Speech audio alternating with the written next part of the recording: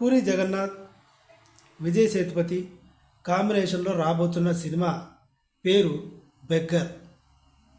Puri జగన్నాథే writer, director, అందరికీ తెలిసిందే ఇది.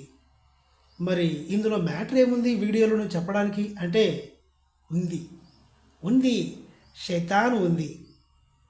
చార్మి సినిమా ప్రొడ్యూసరు, ఒకవేళ అయ్యుంటే సెకండ్ ప్రొడ్యూసర్ అనుకుంటా, వన్ ఆఫ్ ద ప్రొడ్యూసర్. మొత్తానికి టైటిల్లో చార్మి కౌర్ అని ఉంటుంది. దీన్ని బట్టి మీకు ఏమర్థమైంది?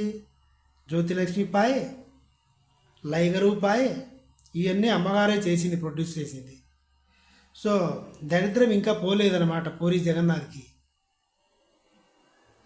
ఈమె మాయలో పడ్డాడా, ఈమెతో పుచ్చుకు ఉందా అని కొంతమంది అడిగిన ప్రశ్నలకి నాకు చార్మి 13 సంవత్సరాలు ఉన్నప్పుడే నాకు బాగా పరిచయం అని చెప్పాడు.